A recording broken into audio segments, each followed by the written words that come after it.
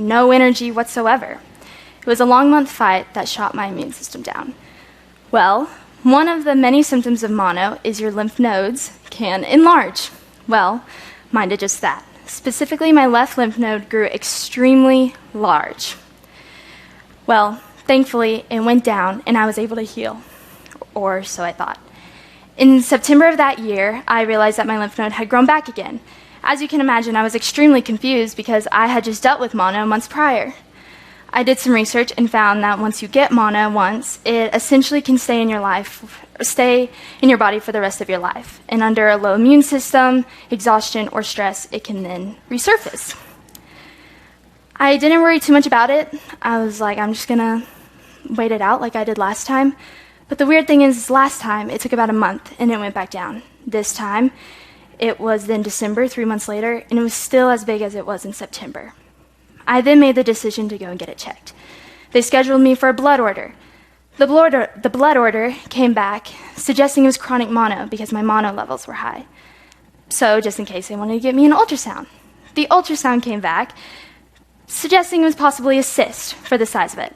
Now to put in perspective the size of this lymph node, a regular lymph node is about 1 centimeter large. Mine is 4.4 centimeters large. Whoa. And because of the size, they wanted me to get a CT scan done. I get the CT scan done, and it's looked over by 2 radiologists. The first radiologist suggested I had metastatic nodule disease, which is when nodules show up on your thyroid and then leak into your lymph node, suggesting possibly thyroid cancer. But I talked to another radiologist, and he didn't think it was thyroid cancer, but wanted me to get a biopsy just to make 100% sure. I get the biopsy, and my results say I have atypical B cells, which means there's a 50% chance of chronic mono or a 50% chance of lymphatic cancer. They then send my samples off for 10 days as I wait for the results, and those 10 days were the longest days of my life. Now, when going through this experience, I talked to a lot of doctors and specialists on what the best route for me could have been, and I found that there were 2 different routes of medical: the conventional side and the functional side. Traditionally, there seems to be this pressure to have to choose between one or the other, but I truly believe that in pursuit of healing, you will find that they work best together. Now, defining terms is crucial for understanding these differences. Functional health treats with supplements, movement, and nutrition. Conventional medicine treats with scans, radiation, surgery, and medication. Every year, around 15 million Americans need surgery. The statistics show that with death rates in surgery, it's 1 death to 53 surgeries, or 1 death in 6,000 surgeries. A recent statistic has also shown that just through medication, over 50 million life years have been saved since 1990. In America, 70% of the population takes prescribed medication. Both surgery and medication is what makes conventional medicine so powerful in what it can do. Effective use of Western medicine can work as fast as a few seconds if you're having an allergic reaction and need an EpiPen, or an asthma attack and need an inhaler. Now, there are things that take a little bit more time, as in cancer, where you have to then go through chemotherapy, which can take 2 to 6 weeks long per round. But overall, medication and surgery work as fast as possible to heal the patient. I interviewed Ryan Vela, who is a physician's assistant at West Texas Allergy Clinic. And when defining what makes a good health professional, someone a patient can attend to, he said, "You have to be able to see a person as a person. There are a lot of factors that go into treating somebody, such as definitive ways that are recommended to treat, and there are a lot of subtleties and nuances where it is not wrong to do multiple things. You must weigh in preference, time, money, insurance, and all these things to hopefully find the best means to an end. You can have 2 people and give them the same treatment, and one may love it and be happy, and the other may hate it. There are times where your role is to step in and explain how this is the best course of action, but overall, you want to see a person as a person." A large problem that I have seen in the conventional medical world is sometimes health professionals can be in too much in a state of hurry to get to know the patient. In the book In Praise of Slowness by Carl Honor, he states, "Even in well-funded private hospitals, doctors are a prey to the hurry bug. Pagers keep them constantly on their toes, practicing what some call hypermedicine. The result is a medical culture built on the quick fix, rather than take the time to listen to patients to probe all aspects of their health, state of mind, and lifestyle. The conventional doctor tends to home in on the symptoms. Often the next step is to reach out for technology scans, medicine, surgery. It is all about fast results on a tight schedule, and patients collude in the hurry. In a world where every second counts, we all expect the patient to be diagnosed, treated, and cured as quickly as possible. Again, it is amazing how fast medication and surgery can work. But when that quick and fast mindset leads to the doctors and nurses and even us, that is where the problem lies. Conventional healthcare can be extremely hard to navigate, and unfortunately, there may be those that do not have your best interests at heart, but there are those that truly want to help you and get to know you along your health journey. Holistic or functional medicine treats with supplements, nutrition, and movement. I also interviewed Dr. Ben Edwards, who is the head of Veritas Medical in Lubbock, Texas. That has now grown throughout West Texas. Veritas incorporates something called the 4 pillars of health. I asked him to expand on these and what they really consisted of. He said, the 4 pillars are nutrition, hydration, movement, and peace. Your body needs nutrition. Your cells die every day and build new ones every single day. The rods and cones in the back of your eyes, their cells die every 48 hours and build new rods and cones, no problem. The lining of your gut every 4 days dies and makes a new one. Your skin is every 4 weeks, your liver is every 8 weeks, red blood cells every 90 days. You are constantly making a whole new you. Well, you need raw materials from food in order to do that. Hydration. We are 70% water by weight and 99% water by molecule. We need good, new, clean water. Movement. We are designed to be up and moving. If we are sitting for 8 straight hours, that is more deadly than smoking. When you move, you oxygenate, and you hydrate because the water in your body needs to be in motion and gets stagnant when you sit.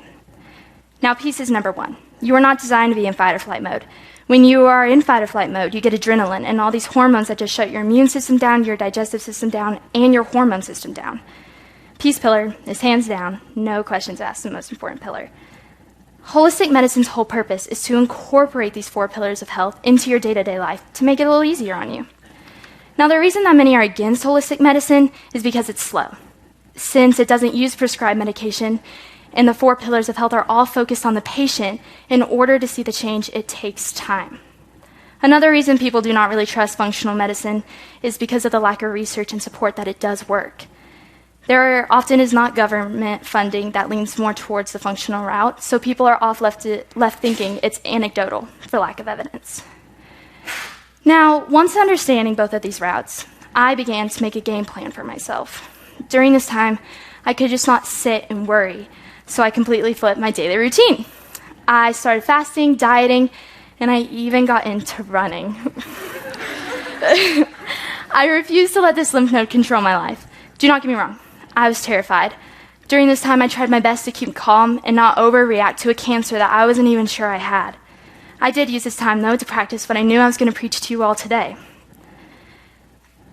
Learning how to incorporate both conventional and functional health in order to better myself, I was at an unhealthy place of not being proactive with my health, having a low immune system, and I was in a state of worry. I wanted healing, a stronger immune system, and just feel better in every way I could imagine. So, by doing this, I started learning about the food that I was eating. I then heard about the Daniel fast, and I looked into it. In Daniel 1, it talks about how King Nebuchadnezzar would bring young Hebrew boys to Babylon to teach them arithmetic and literature. But by doing this, he was also brainwashing them. He was brainwashing them by turning their names they had originally to new names that honored the Babylonian gods. He would emasculate them, and he would invite them to eat his food as a way to tempt them to want to become Babylonian and get stronger and healthier. Now Daniel, as a way to show his faithfulness to God, had him and his friends not partake in what King Nebuchadnezzar had in mind. And in the end, he came out stronger and healthier, along with his friends that partook with him, than all the others, by having that trust and faith in God. In the 10 days before finding out my results, I decided to do the Daniel fast. I gave up sugar, dairy, preservatives, and meat for 19 days. I was able to sleep better, I had more energy, and I just felt better all the way around. My body was able to focus rather on healing than breaking down foods that just were not beneficial to me. I then made another appointment with Dr. Ben to learn how to build up my immunity. He explained to me that when it comes to health, it's 80% 80% what you eat and 20% movement. Now for me, it was opposite. Movement was where I really lacked. And then, based off my results, we would extend that plan if need be. My results came back. I didn't have chronic mono, but I also didn't have lymphatic cancer. It was just a cluster of cells in my neck from a reactive lymph node that I had back in September. Now, through this whole experience, I learned that sometimes it requires a health scare, like finding out you have a 50-50% chance of cancer, in order to realize that you are not where you want to be, mentally, physically, and especially spiritually. While yes, it's important to know about the healthcare system and the difference between functional and conventional health, but even more important than that, it's important to have trust and faith in God. And with that faith in God, He can then help you navigate those hard health decisions. Now, specifically for me, how I believed He showed His power to me was through my results. I mean, I was told I either had chronic mono or lymphoma, and yet I had neither, which wasn't even an option for me. Proverbs 19:21 says, "Many are the plans in the mind of the man, but it is the purpose of the Lord that will stand." None of what I'm telling you today matters if there isn't trust and faith in God. Trust cannot be found in what type of medicine or route you choose, but instead having trust in God that His purpose will shine through even through your suffering. In Plato's The Republic, Socrates discusses justice with several different philosophers. A conversation between Socrates and Thrasymachus is about a physician's goal. Then I continued. No physician, insofar as he is a physician, considers his own good in what he prescribes, but the good of his patient. For the true physician is also a ruler, having the human body as a subject, and is not a mere moneymaker. The physician's goal in both functional and conventional health is to heal the patient. It is important to seek out a doctor whose end goal is just and good. And when a doctor's goal is justice and goodness, they will have your best interest at heart. In my experience, I spent my fair share in both worlds of conventional and functional health. Through supplements, fasting, and incorporating more movement into my routine, I was also getting opinions and tests through conventional workers on what the best route for me was. Now, conventional medicine is wonderful for rapid healing. If you're having a heart attack, allergic reaction, asthma attack, cancer, or whatever it may be, Western medicine can efficiently and quickly combat that problem, while functional medicine can help you find that root of the issue and then helping you stay in constant health from then on. In a lifetime, you will go through a wild journey of health. And I encourage all of you who are seeking medical attention or in the future seeking medical attention to understand that there's not a way that you're supposed to do it, but instead having the confidence and the freedom to choose your own route. Thank you.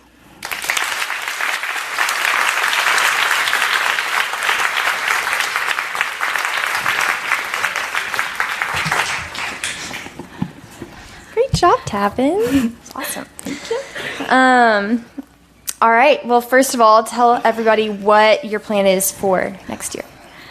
I will be attending Dallas Baptist University, and I will be majoring in nursing. Okay, so this is very pertinent to your topic. Great. So why did you choose your topic? What was your initial process when you were It's actually funny. I don't think people really realize that I chose this topic before everything happened to me. It's just one other thing that people are divided on that I wanted to shed some light on the issue, I guess. That's great.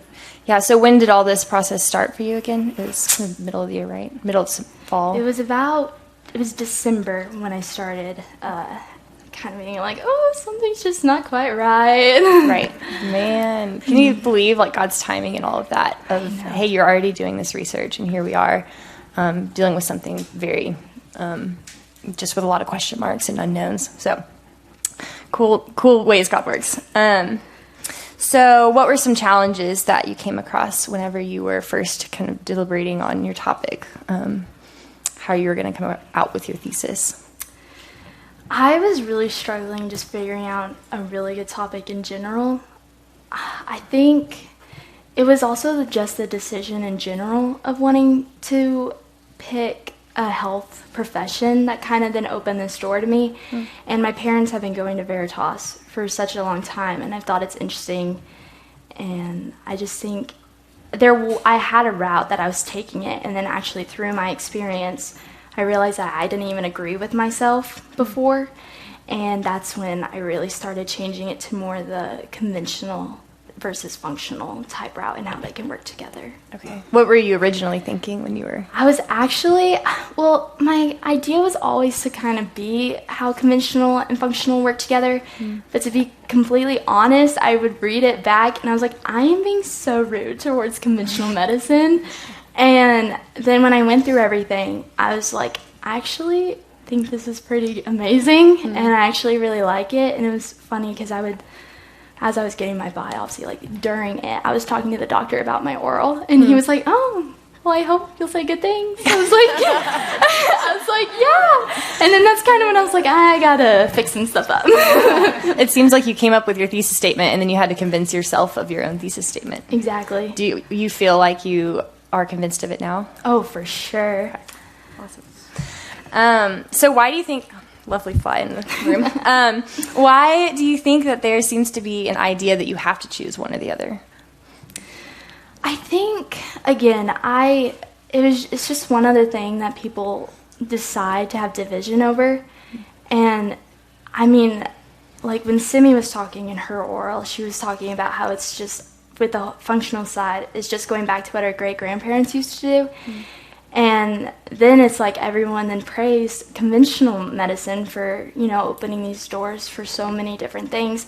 So it's like they're both great in their own way. And so imagine what they could do together.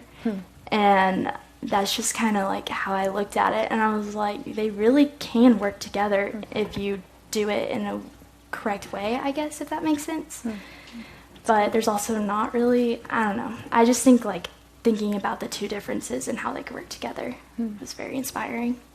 Do you think that when we look back on the way that generations before us for thousands of years did medicine, do you think that we look at it through rose-tinted glasses ever, or do you think that there is validity to the way that traditional medicine before Western medicine came about? I think there for sure is validity in it, especially...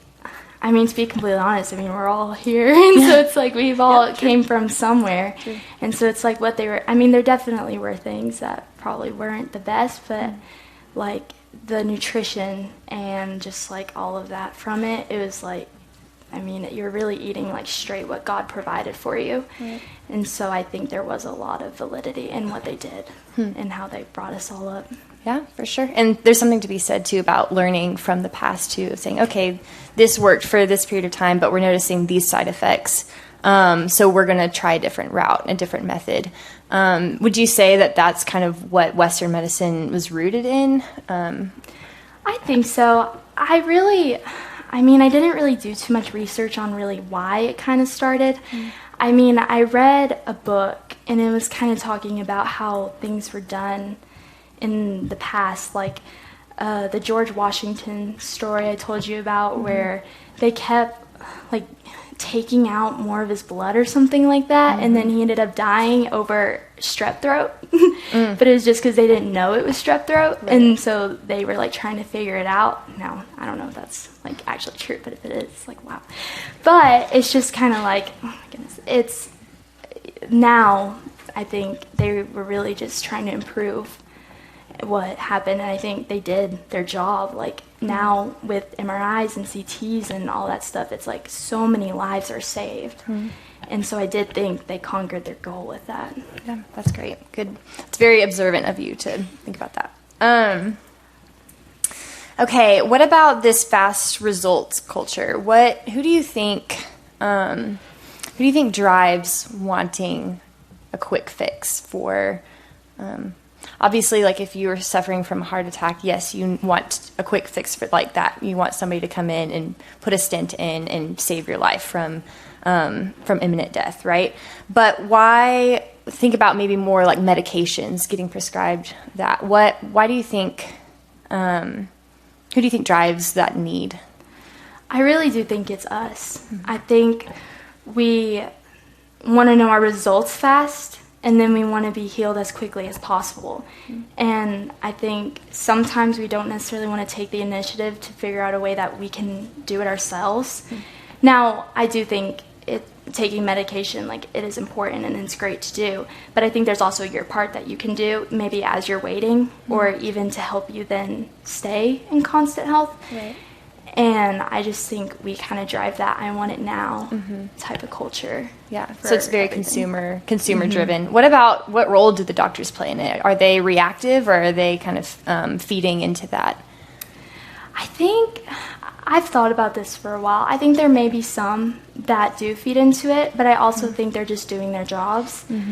And I mean, they do, like, they have pagers. That was very interesting for me to think about. It's like they are constantly on their toes for, like, an extremely amount of time. So it's like, I think they may even be feeding into it. Maybe they don't realize it, but it's also like they're just trying to do their job and please their patients for the most part. Right. And they have so many patients too. Think about our pediatrician said she had 8,900 patients actively. I was like, I'm sorry, how do you meet with that many people? And so they're busy and they have a lot of people to attend to, and so it's easy to not be able to balance that too. So I definitely agree with you that it's a little bit of both sides that are feeding that. Okay, I'm going to pass it along. Tavin, great job.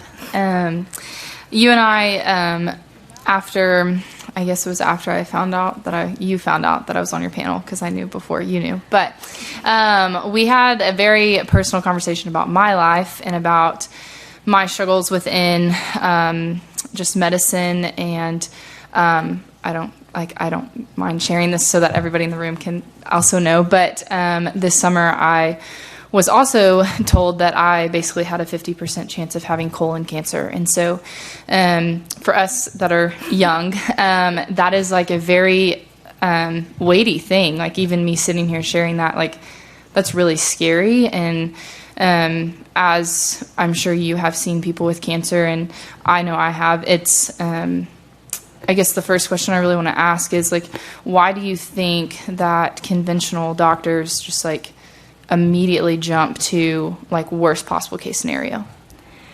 See, I think a lot of us can take that in a bad way of, why are you, like, scaring me right now, when that's not even 100% possibility.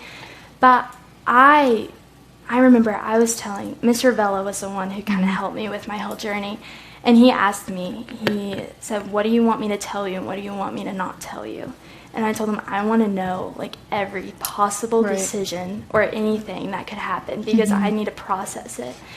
And so I see why people do think why are you telling me this if it's not a possibility? But I also really do believe that the reasoning for doing it is just so you're prepared and mentally prepared. So that way when you are told you do have cancer, it's not this complete shock. You're kind of already been preparing for that possible outcome. Within holistic health, you talk about 4 pillars and peace being the most important one. And so with this scenario that we're talking about, do you think that it is humanly possible for mankind, when they're told this extreme, to really truly be at peace? Or do you think that wavers their peace balance, I guess I should say?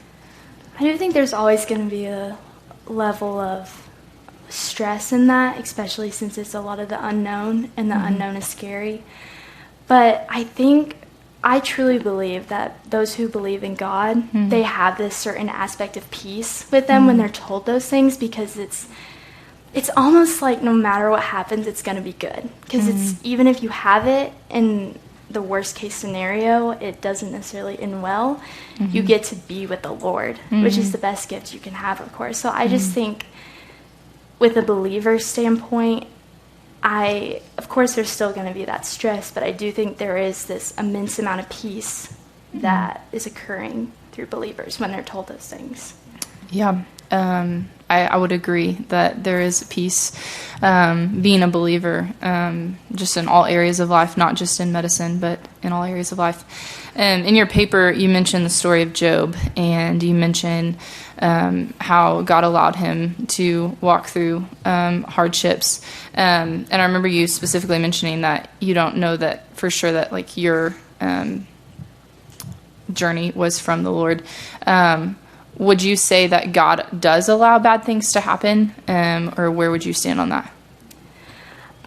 I thought about this quite a lot because I wrestled with the question of, is God determining my results, or is God giving me this whole thing in general?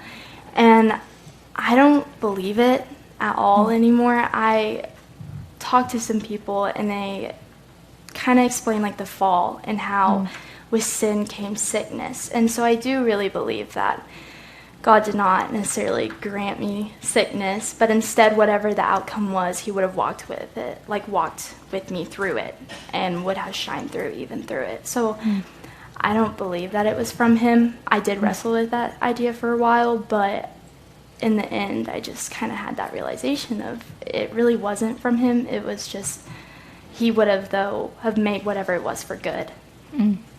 Okay, and so for the believer that's in the room that may be, I assume with the amount of people that are in this room, someone may be enduring something that we would call bad to the human race, like could be really anything, right? What encouragement is there or hope is there of like, if like the potential of like healing, like is healing always promised earthside? I think just knowing, of course, whatever it is, like that thing, it's not from God, but I'm trying to think of the best. He is, of course, the ultimate healer, and in the end, you are his. We were made in his image, and we are his, so he is going to do what he wants with you. And I think there's a lot of peace with that, because it makes you think, okay, this doesn't have to be in my control. I can give it to him, and then however the cards may fall, I know they're going to be good and beneficial. So that would be the best advice I think I could give. That's what I keep telling myself. Yeah. Do you think that sometimes the Lord chooses to heal by calling people home? I do really believe that. I think, unfortunately, for us here it happens, but I mean, for them, it's the best day of their lives. And so I just think, instead, he can see the future, we can't. And so it's one of those things where you don't know if maybe that person would have had another year of struggle, when instead he's just like, come home and you will get to, be healed. Yeah. And what a sweet promise for the believer that like one day we would be eternally healed. And I think just about the process of sanctification, of how we're continuously being made like the Lord. And then one day we will be with him and be like him, which is just like a really sweet encouragement and promise to us that are believers. And with that, you mentioned control. Do you think that we as humans love control? Oh, for sure. I had to. What I always told myself kind of through this, because I wanted to take control, I was like, I'm going to figure this out. And I just think understanding like God is bigger than all of this and he can take care of it, so might as well just give it to him, because at the end of the day, there's not much you can do. I mean, there's things that, of course, you can do, but when it really comes down to it, it's all up to him on what happens. And so you might as well just go ahead and give it to him, even though it's so hard. Right. And I think that goes against like what you and Mrs. Rogers were speaking about, of just this instant gratification culture of we really truly in all areas, not just in health, but in all areas of our life, have to release the control to the Lord and realize that he is the one who's ultimately in control. So thanks, Tab. Good job, Kev.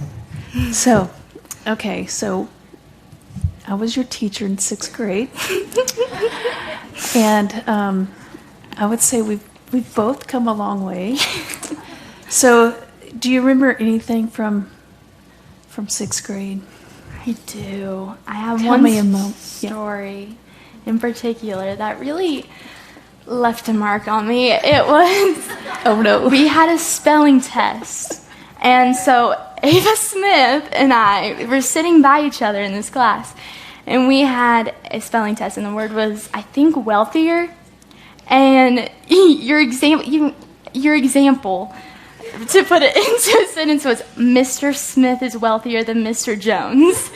And I remember it caused a lot of like, oh my gosh. And we were like, Miss Miller, and we're like, I'm so sorry, I didn't realize. And then, though, for the next, I don't even know, I still get Mr. Smith coming up to me telling me, do you want me to pay for your college? So it really left a mark. That's good. I didn't realize I've caused that much conflict. So what would you today, if you could go back in time, 6th grade, what would you tell your 6th grade self? Ooh, a lot of things. Probably, honestly, stay true to who you are, and your identity is not found in your friends or what you're wearing or your grades, but it's like in the Lord. I think that would have been real beneficial for me to know in 6th grade. Well, very well said. And so with that, I'll get back on topic. And so when you talked about when you got mono, you talked about those 4 pillars. Had you known about those 4 pillars, would you still gotten mono, you think? Well, actually, I mean, again, I don't really know, but I do think ever since I had mono the second time with my lymph node in September, I tried to be a lot more proactive with my health and all that stuff. And it did, like, I didn't have mono for a very long time, and I was like, great, like, what I'm doing is working. And then with the end of the year coming up with stress and stuff, I did start eating really bad again, and I wasn't running or working out like I was before, and I got mono again 2 weeks ago. So it's just like, I could tell that the 4 pillars, like, really do work, and it's just now making sure I really stick to those from now on, because I do think there is a very high possibility that if I stuck to those 4 pillars before, I would not have ever had to deal with this. Okay. I was very fascinated by your topic, and I would say I'm probably one of those people who is on the other, very pro-conventional and very kind of roll my eyes towards the alternative. And so I'm glad you defined a lot of these terms for me, because really I was just basically ignorant, and because of conventional medicine has always worked for me, and so I had no reason to question it. But there's a few terms, like this Western term. Like, why is it called Western medicine? You know, Does it start with the Romans and I guess Western Europe? I don't know. I have really tried to figure that out myself. It could take me 2 seconds with Googling, but I actually don't really know. But now I'm going to go home and look it up. Okay, but like I like the term, one term, like alternative, like we used to tease my dad because he has some Cherokee Indian DNA in him somewhere down the line, and we always teased him that he was kind of a medicine man.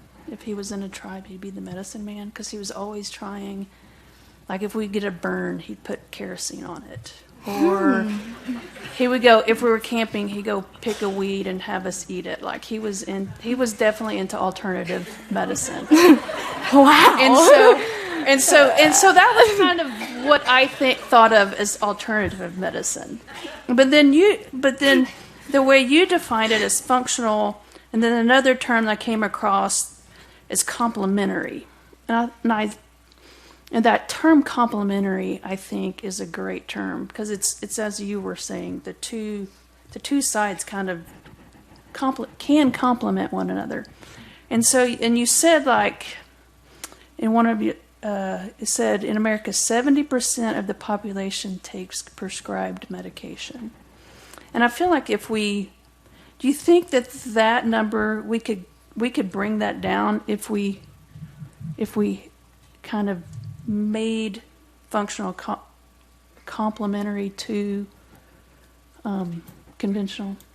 I do believe so. I just think, of course, prescribed medication does a lot of good.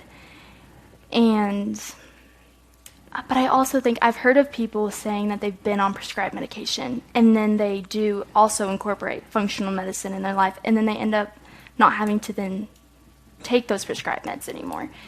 And so I think, of course, this doesn't go for all cases, but I do think because it's 70%, and that's such a large number, I do think if you were to incorporate more functional medicine into your life, you could even have the possibility of not even have to take those prescribed medication anymore. But I also believe it depends on the person and what they're dealing with. Yeah. And then talking about the factors that go into this quick diagnosis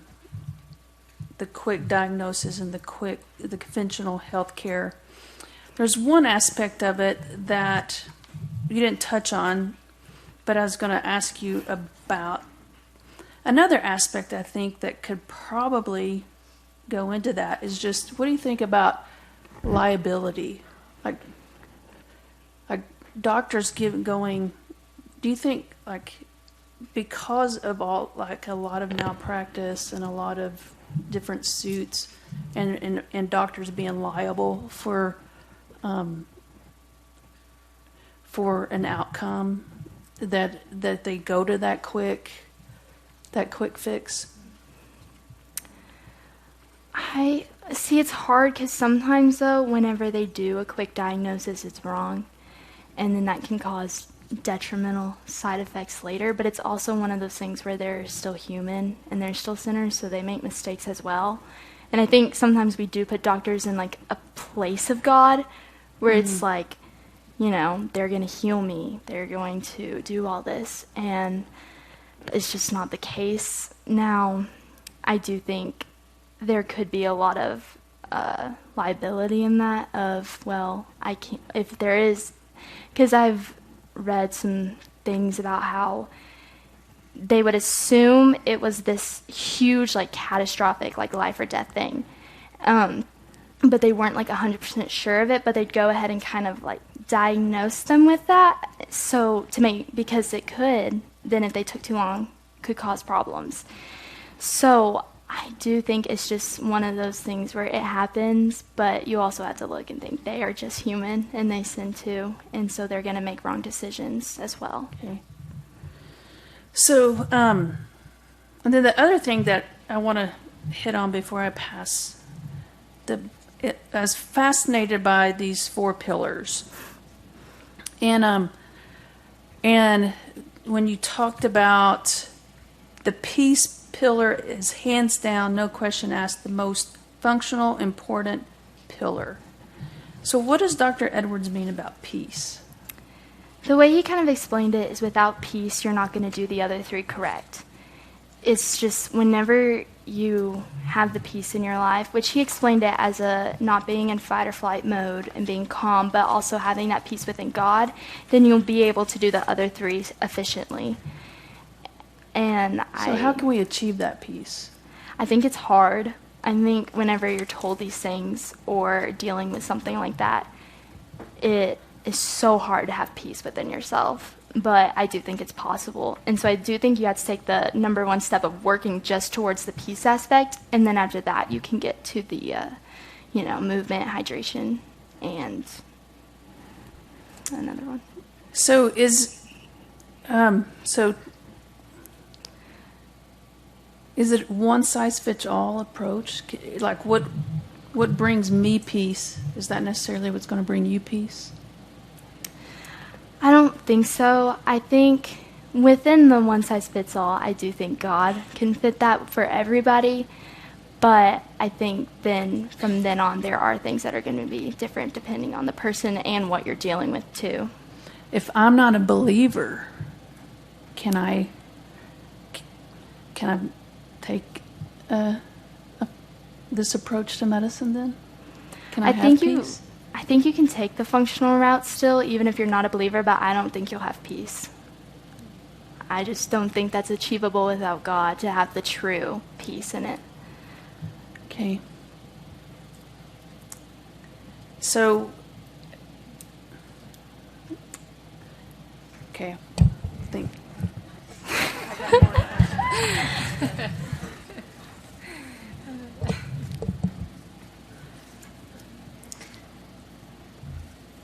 Now I'm trying to decide where I want to start after that. Would you say that you went into the process of learning about this with peace, or did that come where in the process of discovering answers did peace come? I think whenever I was going through everything, I would hear my possibilities and I'd process them, and then I had this weird amount of peace. I was told by a few people, you were too calm for what you found out. And this was honestly the first time where I really did believe that God was just going to take care of it, because it was truly just so out of my control that unfortunately it took something to be so out of my control for me to go to God and be like, I can't handle this. I need you to handle it. And he did. And I think I had a weird amount of peace through all of it. And I did have to process a lot. And there were times that I was, of course, stressed, but I don't know, just from the start, I just kind of had peace with it, that whatever happened, it was going to be okay, I guess. So, in tandem with peace, what was kind of the next pillar that you feel like you needed to pursue? Movement. Okay. I mean, considering I got into running, it must have left a mark on me that I really need to get into movement. But it did. Once I started learning more about how my body functions and just the importance of movement, then I really did enjoy it. And from then on, now even, I still try to do my best in that area with movement. Yeah, especially what was the statistic about it's worse to sit than smoking cigarettes all day long. What was it? Okay, something like that. But good to know. So that seems like a natural progression. So where did food fall into that picture for you on your path? Well, so my dad's been keto for a very long time, and it just and I've seen the changes in his life through it, and I just thought, well, I mean, I want to try it too. And I did, and I slept better, I felt better, I had more energy, and it just felt good to eat good. And so that's just I really enjoy eating well now. I don't leave and I just feel gross. I leave and I feel sustained. Yeah. It definitely says something whenever after only 19 days you feel completely different just based on your nutrition, right? So it makes me wonder too, if your results had been different, if you had one of those options had been true, would you have just continued on that path? How would your Here path have been adjusted? Would you follow any conventional solutions that would be presented to you? I do think I would. I know this isn't the case for everyone, but I do really believe in getting many different opinions by many different people. And I think it's really hard because the truth is I don't really know what I would have done, and I do thank the Lord I don't know what I would have done. But I do believe that there would have been a way to, I've heard both sides of both stories, and they both are great, and there are pros and cons in both. So I just think that is a lot of conversation and a lot of prayer that would have gone into that decision. But again, I do thank the Lord that I don't have to make that decision. Right. So. Okay, last question. So having done the Daniel fast, and it is a very hard challenge, having cut out sugar, meat, what else did you say? Processed food. And dairy. Dairy, so everything. Yes. Is there a treat or a snack that you would recommend to the audience and us that sustained you through that fast? Okay, it was actually what Miss Snyder told us about. It's like, if you're doing specifically the Daniel fast, oats, like chia seeds.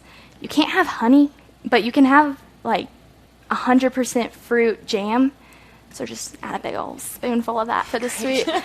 And peanut butter, and you just mix it. And our Bible studies, we eat like cookies and ice cream, and I would bring my bowl and sit there and just eat my weird mixture. But it really did sustain me through that of not having anything sweet. Proud of you.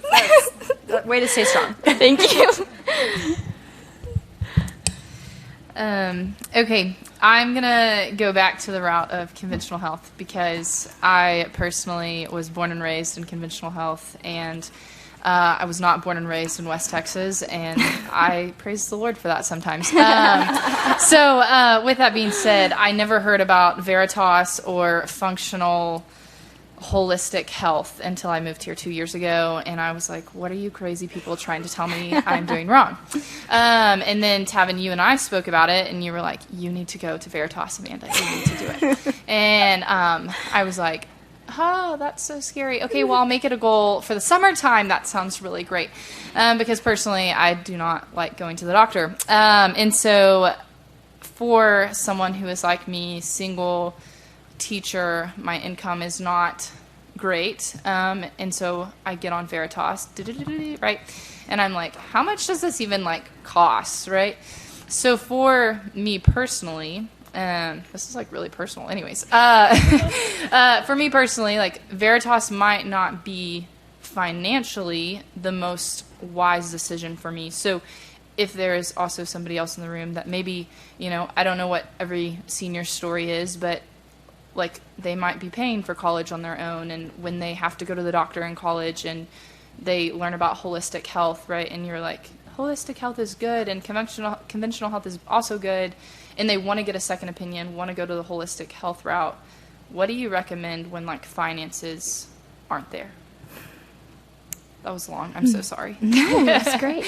I think I had just realized this, but like just your contacts, like the amount of people that I know that know so much about that world, that just speaking to them, I heard so many things that were just like, wow, like that's crazy. And there's also, there's YouTube videos and stuff that really explain it. Specifically, Dr. Edwards has put those out for those who cannot afford it. He has put so many videos out there, so that way, if you can't, you still get that information about it. And I do think it's just with that, talking to people. And also, when it comes to food, I've learned that you don't necessarily have to go to a special doctor to figure out if you're eating right or not.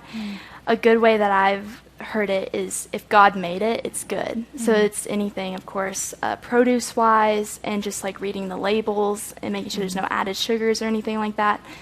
Just that in general can change so much. And getting on a movement plan, just following those 4 pillars of health in general can be for anyone, whether you hear it from a doctor or not, and they will do wonders for your life. I truly do believe that. Yeah.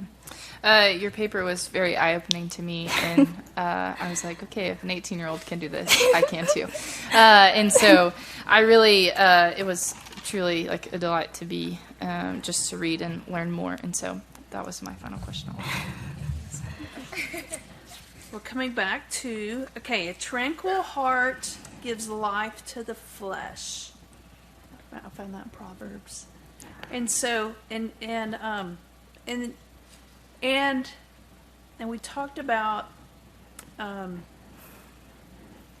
as a believer, you stated how you think it's hard or it's impossible or hard for a unbeliever to truly experience peace. But what can lead? How can you lead an unbeliever to first that tranquil heart that you were talking about, that peace? That's a good question. I mean,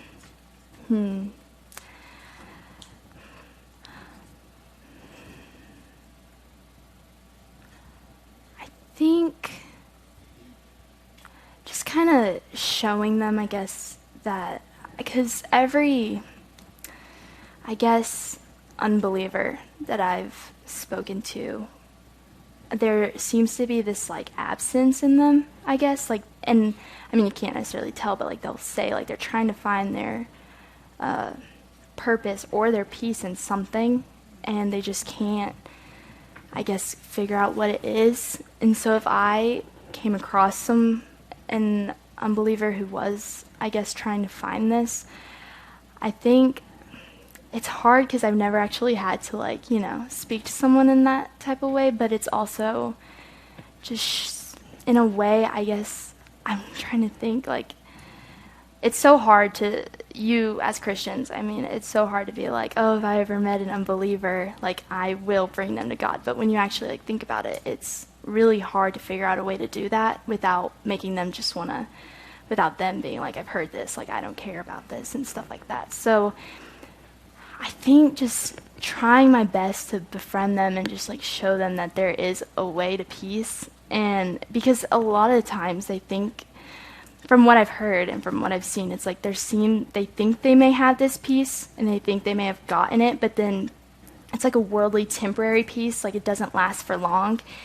And just telling them like there is an eternal peace that you can have. And also just Mr. Westfall in Book of Rev was talking how just like death just does not scare him. If anything, he seemed like he was very excited about it just because it's like he gets to be with the Lord. And I just think getting to kind of just show someone that even death doesn't have to be scary and you can even have peace with that can be a really good way to just like show the eternal peace you get with God. So you would say we have to start with the gospel.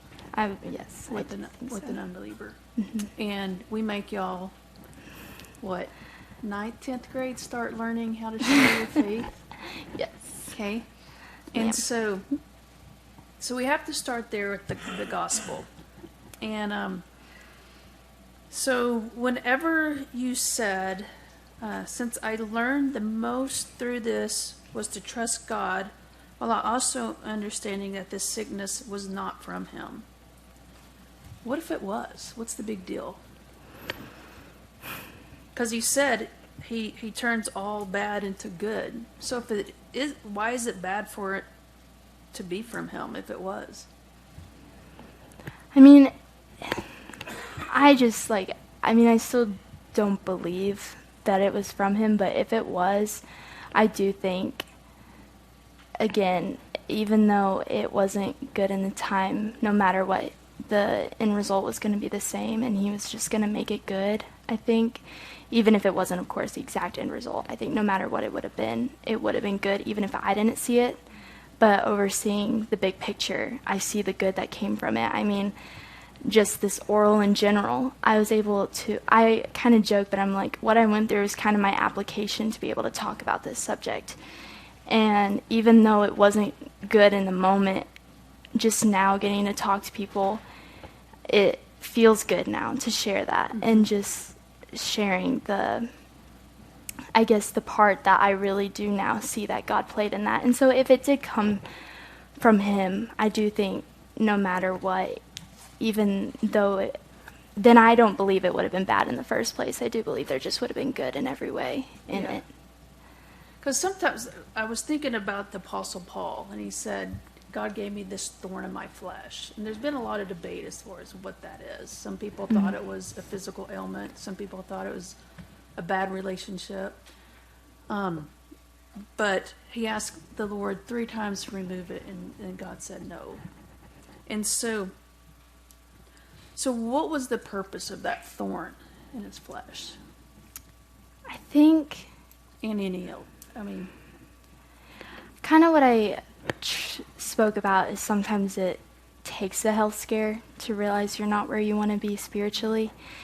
And unfortunately for me, that's what had to happen. I think every day I probably prayed, like, can this just go away? And it took me just surrendering it to him and being like, I need you. And then it went away. And I just think sometimes it takes a thorn in your side or an illness to just call for God's help, because if you're too comfortable, of course, you don't really need God. But when you have that uncomfortableness, that's when you're really like, okay, God, like, I do need you. but what if he did like he did with Paul? Like with Paul said, he never took it away.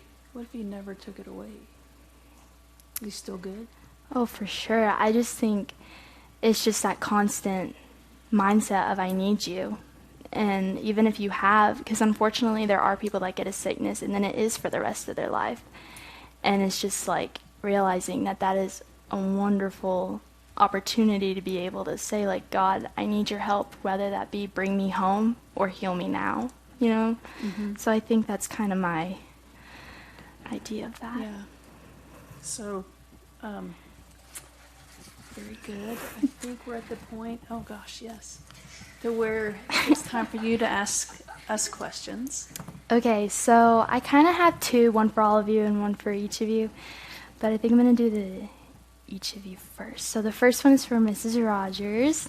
So for those of you who don't know, Mrs. Rogers just had a baby, and her name is Vera. And so what are you, like, most looking forward to for Vera's life that you want to experience with her?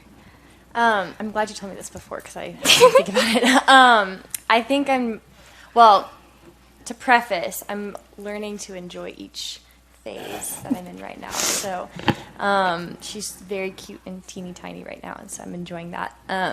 But in the future, I think I'm really excited to just see how her personality develops, because I have a bunch of nieces and nephews, and as I've gotten older, they've all developed very quirky, funny personalities. And so I think whatever she develops into, whether it's sweet and soft-spoken or, Miss one front and center of the stage, I don't know what she's going to be, but I'm really excited to see what that turns into. Oh my gosh, you're so cute. Okay, Miss Pittman. For those of you who also don't know, which I think she may have said this, but Miss Pittman is going to DBU. And so what are you just, like, most looking forward to for working at DBU? She's not attending, but she's working there. I actually will be getting my master's while I am there, so I will be attending and working. I really, the job that I'll be taking, I'll be living in a dorm of all girls. For those, I feel like a broken record. Sometimes I feel like so many people know, but then other people don't. But, and I just am really excited to do life with a bunch of 18-year-old girls that have, like, the light of life in them, and just to be there when the final comes, or just the silly college things. I really appreciated like my mentors in my life during college, and they're just really fun years. In your freshman year of college, there's nothing like it, and so I'm just really excited to see them all experience it. So, yeah, I'm so excited. Maybe in your dorm? Yeah. Yes. Yeah. I'm excited. DBU does not know what they've done. Okay, so Mrs. Miller, you kind of already asked me this, but I need to know, what is your favorite memory from our 6th grade class? Oh my gosh. I just remember y'all liked to push my buttons just to see what my reaction was, and I threw lots of things at y'all. I mean, from dry erase markers to, I don't know. Y'all were just fun. And I could tell y'all anything, and y'all would buy it. and wait, really? Yeah. And I think I probably still could. You probably could, for sure. Oh, my goodness. Okay, So then this one's for all of you, but it is like, what is a home remedy you've ever tried to do and did it work? Well, like I said, my dad kind of ruined it with him. He came up with all kinds of stuff, and so I love Advil. I do not like home remedies. So, yeah, like, it's pretty interesting because he had all these herb books, and he was always making a dandelion tea or doing some strange concoction, and yeah, so That's good. My roommates can attest that I often am like, hey, I found this. Well, I'm going to try it. And they're like, okay, y'all, we'll see if it works. Most recently, though, I made laundry detergent. And it is, if you have never made laundry detergent, one, it's really easy. And two, it is really cheap. So, yeah, it makes my clothes smell nice. They're nice and clean. And so that's been my favorite, most recent home craft, I guess. That's so cool. Okay, I don't know if I've tried anything recently, but in the past, I read about all of these health benefits of olive oil. And I went through a phase where, well, and my mother too, so it wasn't just me, where I would rub olive oil all over. It's very moisturizing, like a lotion, but just a little drippier. And then I would take it as like a solution for headaches. Like I would drink straight olive oil for like headaches, colds. I also brushed my teeth with charcoal. I've done it all. So. Was it good? The olive oil, no. Oh. No. You want to get the like finest quality olive oil if you're gonna do it that way. But it was probably like Trader Joe's olive oil. So, great job, Tavin. You just have such an air of peace and confidence, and we're just all honored to be on this panel with you. And so you've done a wonderful job, and we're just really grateful for your time here at MCA. So, Sweet, thank you. Yeah.